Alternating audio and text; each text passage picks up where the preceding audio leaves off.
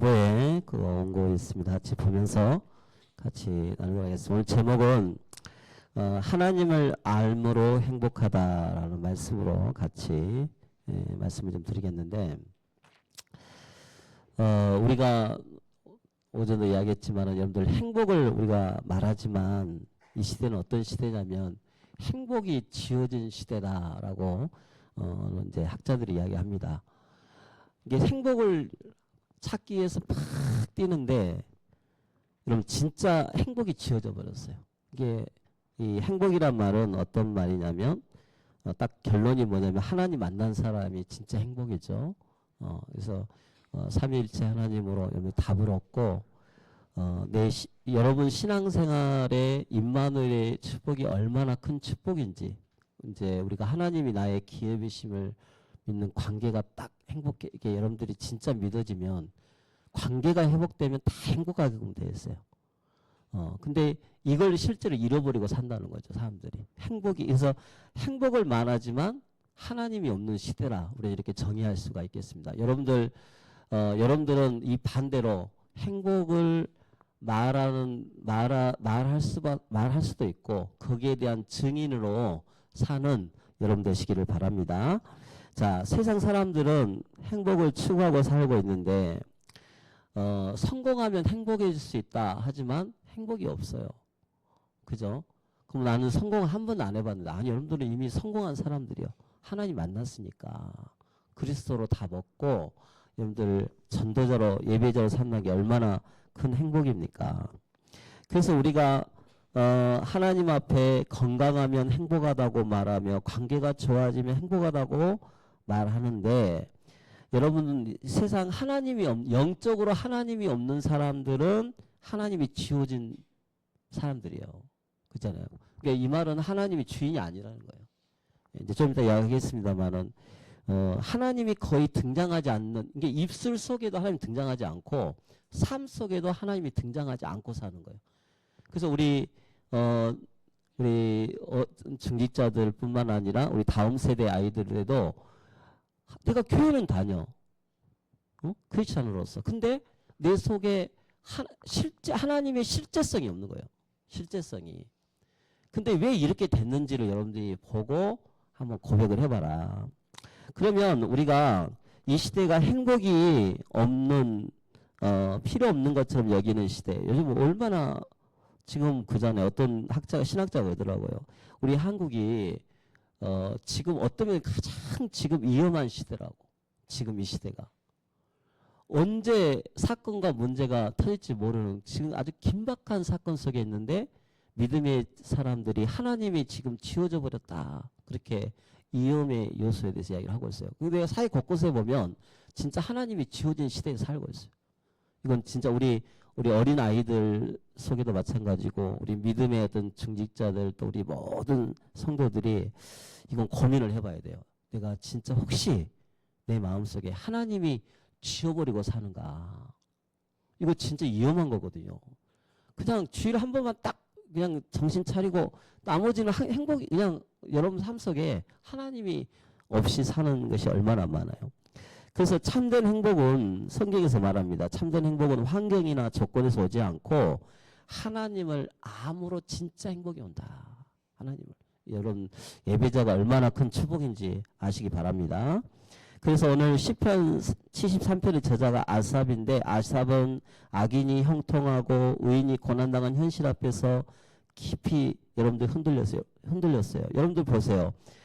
이상하게 악인은 뭔가 뭔가 그냥 사평팔방 대로가 쭉 나가지 않은 것처럼 보여. 그런데 의인은 계속 고난당해. 그잖아요. 그렇다면 여러분 어떻게 생각해요? 똑같아요. 오전 메시지 여러분 봤을 때는. 우리 이제 믿음 다음 세대 우리 청년들은 더 헷갈리는 거야. 아니 우리가 이렇게 힘들게 하는데 왜 우리는 계속 뭔가 줄어든 것처럼 느껴지고 저 사람들은 뭔가 잘 된 것처럼 느껴지고, 그렇게 우리는 생각할 수가 있게 되는데, 우리가 그렇기 때문에 우리 흔들거린단 말이에요. 그런데 우리가 이 아삽은 그러나 그가 성소에 들어가 하나님을 만났을 때 한 가지 분명한 입술의 고백을 합니다. 입술의 고백이 아니라 전인적인 고백을 해요. 아주 그냥 양심에 탁 이렇게 고백합니다. 우리 한번 고백합시다. 하나님께 가까이함이 내게 복이라. 하나님을 가까이하는 게 진짜 복이에요. 뭐 우리 뭐 국회의원, 뭐 지역의원, 뭐 관공서 나 하나님 믿습니다 하는데요. 결정적인 순간에 하나님이 사라진 시대에 사는 대표적인 케이스 그잖아요. 또 우리 주변의 사람들 얼마나 그런 사람들을 많이 있습니다. 자, 우리가 이 고백은 감정적인 그런 이유가 아닙니다. 하나님이신 결론이에요, 결론. 인생을 살아갈 때.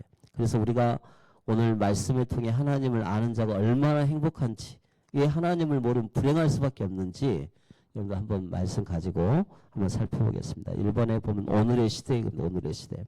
자, 오늘의 시대는 어떤 시대냐면 기독교를 이어가는 그런 시대입니다.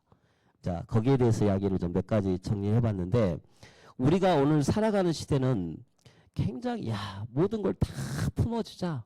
관용. 그리고 함께 가자. 뭐 서로 종교 나누지 말고 종교 싸움하지 말고 서로 함께 가자 하는 공존을 이렇게 외치는 시대가 이 시대입니다.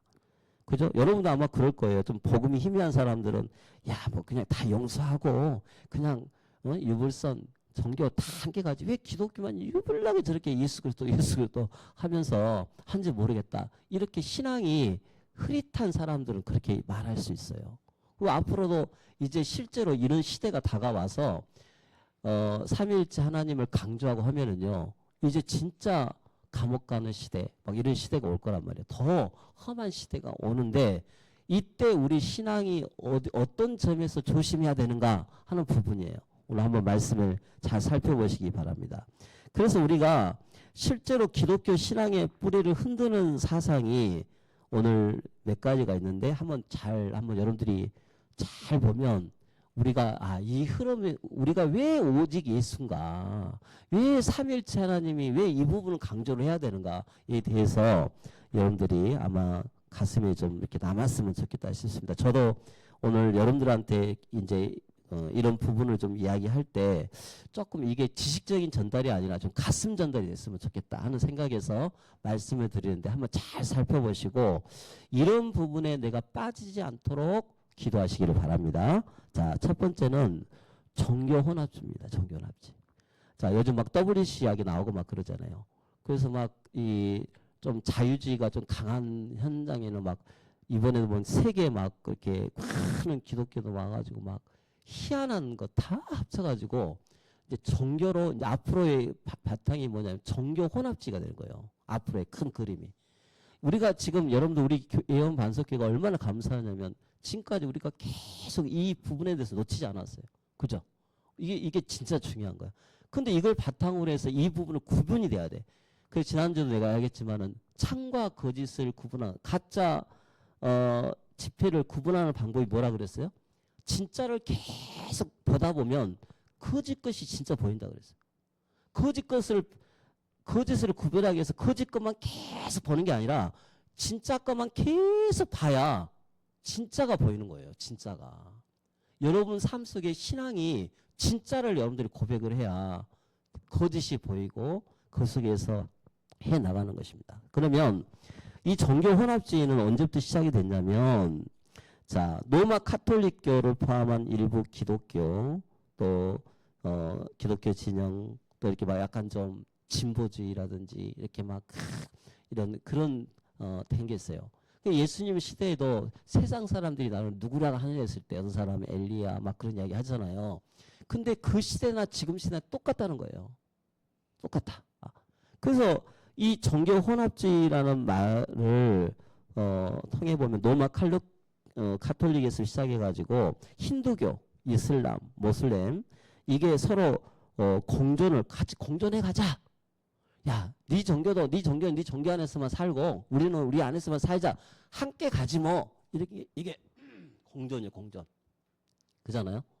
서로 싸우지 말고 서로 니들의 장점만 인정해주고 우리 함께 가자 하는 게 종교 혼합주의의 가장 중요한 어떤 그러니까 목적이기도 합니다. 그런데 여러분 이게 맞다고 생각하는 사람도 있겠지만 얼마나 사탄의 위험한 전략인지 여러분들 구분이 돼야 돼요. 왜? 진짜를 알고 있는 사람들이기 때문에. 자, 이 사람들은 각자 종교가 서로 섬기는 신이 다르죠. 그런데 또 이렇게 주장합니다. 본질적으로는 동일한 신, 우리는 한 하나님으로도 출발하지 않았느냐, 이렇게 주장을 해요. 한 하나님. 그죠? 봐보세요. 전부 모슬렘, 유대교, 참 어디 출발했어요? 야외.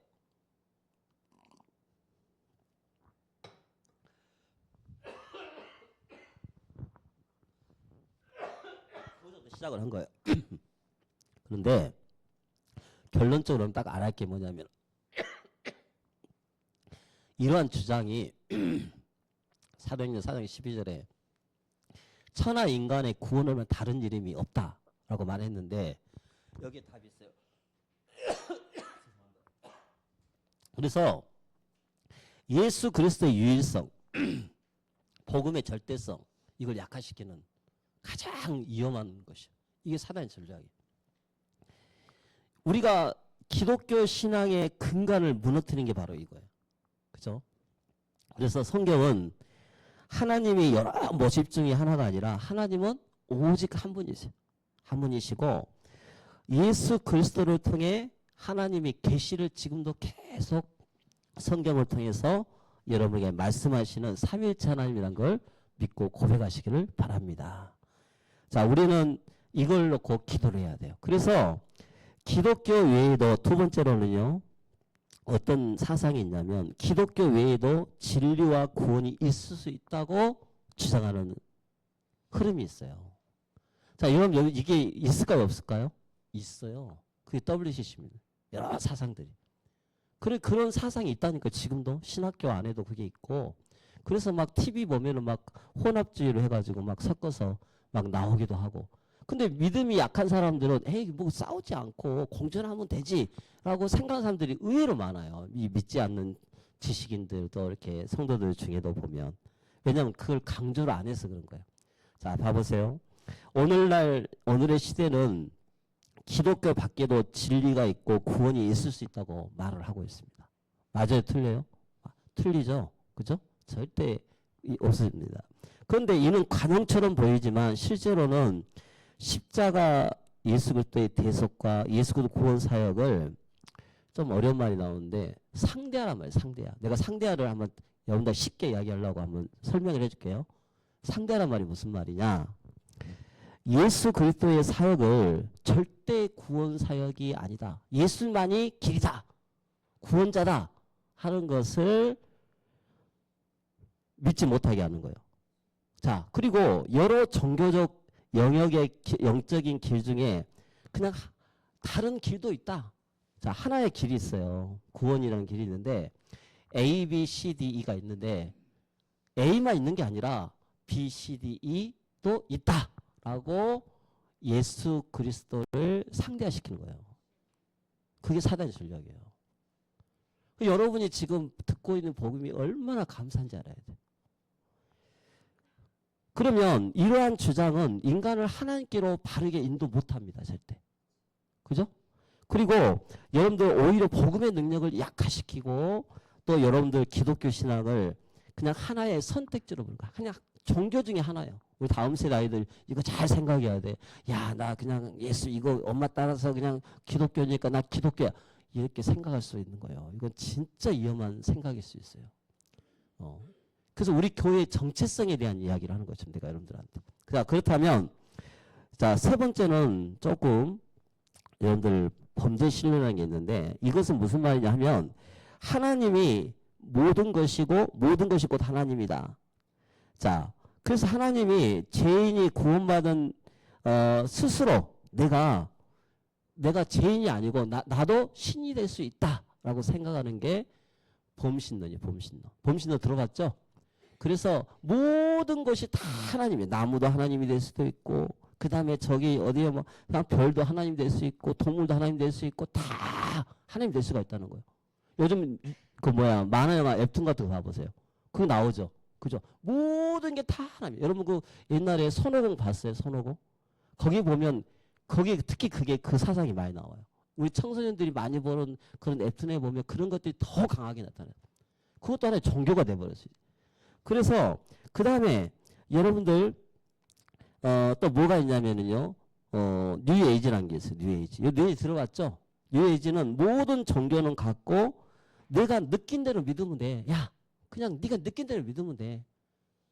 그래서 여러분들 뭐 강한 내 속에 강한 길을 주시옵소서. 우주에 막 신비한 힘을 내게 막 주시옵소서. 뭐 이런 용어들이 굉장히 많이 나오잖아요. 문화 속에. 그게 전부 뉴에이지에서 나오는 범신론 사상에서 나오는 것들이에요. 그 여러분이 지금 우리 장로님도 기도했지만은 우리가 입술로 고백하는 이 삼위일체 하나님 예수 그리스도 이 부분은 굉장한 저 양심 속에서 여러분 영혼 깊숙한 곳에서 나오는 이 믿음이란 믿음. 그죠? 이게 중요한 거예요. 그래서 우리 다음 세대 아이들도 이게 들어갈 수 있도록 여러분들이 기도를 하는 것입니다. 자, 그러면 요즘 막 나오는 막 요가, 명성, 영성 훈련 막 이런 것들 많잖아요. 그죠? 그래서 전부 다 어떤 면은 나중에는 자기 숭배의 길로 가버린 거예요. 그래서 여러분들 유튜브 같은 거 볼 때 막 함부로 막 듣지 말고 그걸 봐야 돼요. 그죠? 여러분들 진짜 그거 잘 확인하고 여러분들 구분해서 봐야 돼요. 정말 힘들면 목사님 이거 한번 봐보실래요? 그러면서 한번 물어보기도 하고 아 이건 좋아 하면서 막 그 하면은요 자신도 모르는 사이에 그 사상이 딱 들어가 버리게 돼요. 자 그리고 또 뭐가 있냐 하면 형식화된 기독교가 형식이 돼버리고 그러면 이게 내가 많은 신앙생활을 우리말로는 종교생활이거든요. 형식화된 신앙생활. 주일을 한번 딱 예배드리고 예배도 끝나버려. 말씀을 하나님 앞에 예배드린 게 아니라 그냥 사람 앞에 예배드리는 거예요. 그리고 나서 일주일은 완전 형식화된 기독교인의 모습으로 사는 거예요. 그럼 이렇게 되면 어떻게 되냐 나중에 흔들리는 신앙이 돼가지고 무신론으로 빠지는 경우가 많아요. 자 그럼 여기에 대해서 이야기해 볼게요. 여러분 우리가 미국 유럽 막 이런 데 보면 기독교 신앙이 점점 형식화되었다. 이게 우리나라는 언제 이게 더 강하게 되냐면 코로나 이후에 젊은 세대들한테 급속하게 이게 들어왔어요. 교회가 깨져버려요. 교회가. 전체적으로 다 깨져버렸어요. 모든 신앙들이. 그러면 야 예배 예외가 남아있어. 주일 예배, 오후 예배, 수요 예배 막 남아있는데 문제는 뭐냐. 하나님을 참되게 예배하지 않은 거예요. 오늘 청년들이 나와서 이렇게 딱 했는데 나는 진짜 감사해. 그죠? 오늘 믿음 세대들이 나와서 오늘 같이 예배드리고 하나님을 참되게 예배하지 않는 세대들이 진짜 많다는 거예요. 그리고 예수 그리스도를 믿고 사랑하지 않고 성령님을 인격적으로 알지 못하는 상태에 있게 되면 하나님이 안 믿어지는 거예요. 삼위일체 하나님이 정말 안 믿어. 하나님 예수 그리스도 성령의 하나님이 나와 함께 하시는구나에 대해서 교회는 존재하는데 눈에 보이는 교회들은 많아. 그런데 실제로 언약이 가슴속에 남아있지 않으니까 실제적인 무신론에 빠져온다니까요. 얼마나 무서운지 몰라요. 우리 청년들 중에 믿음 약한 청년들이 있죠. 그죠? 이거 어떤 면에 봤을 때는 잘못하면 실제적인 무신론에 빠지는 거예요. 왜? 응답이 없으니까. 우리 아이들 중에도 우리 애담이어도 한 번씩 이야기해보면 제가 그런 생각을 한 번씩 할 때가 있어요. 야, 이게 잘못하다가는 이쪽으로 빠지겠구나. 우리 초신자들, 우리 믿음의 중지자들 자꾸 뭔 일이 생기면 하나님이 내 뜻과 반대로 가지 하는 생각에 빠져. 그래서 흔들리고 이렇게. 여러분들 이런 용어들이 좀 어렵다 생각하지 말고 왜 내 신앙이 자라나지 않는가에 대한 부분을 한번 생각을 해보라는 거예요. 왜 장로님이 그렇게 이 예수 그리스도에 대한 이야기를 자꾸 하시는가 기도하면서 그걸 여러분이 고백하면서 하는 거예요. 자 그러면 기독교의 비극을 구약의 선지자들이 다 이미 예언했어요. 거기에 적어놓은 것처럼. 자 거기에 보면 이사야 1장 2절 6절에 보면 한마디 딱 이 말이에요. 이스라엘은 알지 못하고 내 백성은 깨닫지 못한다. 이제 그런 시대가 오는 거예요. 그리고 호세아 4장 1절 3절에 하나님을 아는 지식이 사라진 땅. 이 시대입니다.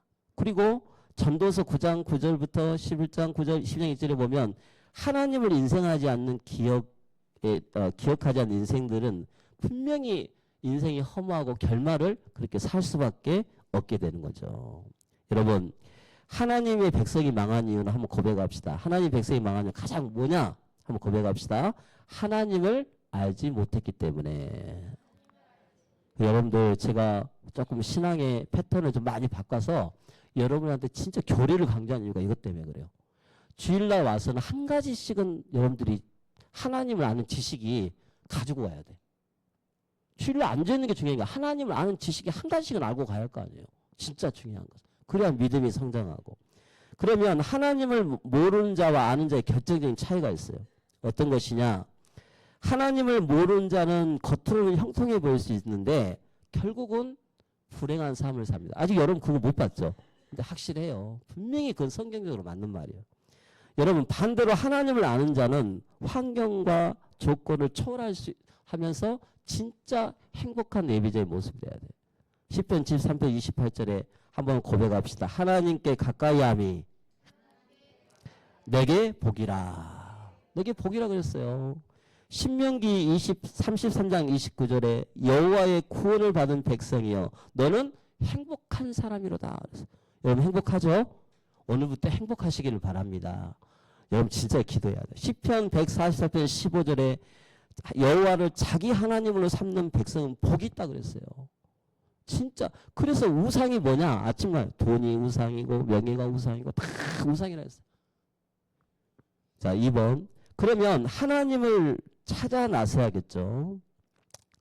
인간은 하나님을 찾도록 지음받은 인간이다 그랬어요. 사도행전 17장 26절 27절에 보면 사람으로 하나님을 혹 다듬어 찾아 발견하게 하심이로다 했어요. 자, 그러면 자 하나님이 어떻게 우리를 이렇게 섬기느냐라고 했을 때 인간의 이성을 통해 하나님의 존재를 증명하려고 하는 사람들이 되게 많아요. 이성을 통해. 여러분 이성을 통해 머리가 똑똑한 사람, 막 요즘 IQ가 막 200인 사람들, 뭐 이렇게 수학 같은 거 보면은 한 문제를 평생을 걸려가지고 그 수학 문제를 난제라고 하잖아요. 수학 난제. 그거 한 가지를 가지고 평생을 연구해. 근데 그걸 모르고 못 풀고 간 사람도 있어요. 근데 어떤 사람은 그 하나를 문제를 풀었어. 가지고 완전히 인생의 희열을 느낀대. 그런 사람도 있어요. 그런 이성을 통해서 하나님의 존재, 수학이 뛰어나가지고 하나님의 존재를 증명 못해요. 절대. 이것은 구원받은 자로만이 하나님을 축복을 알 수가 있는 것이죠. 그래서 결론은 인간의 이성으로는 하나님을 알 수가 없다. 이 말이에요. 자, 참된 하나님 인식은 뭐로만 가능하다? 하나님 지난주 말씀 것처럼 계시의 방식은 하나님이다 그랬어요. 말씀, 성경 말씀을 통해서. 그래서 성경을 통해서 예배를 통해서 하나님이 어떤 분인지를 성령께서 조명해 주셔가지고 깨닫게 하는 거예요.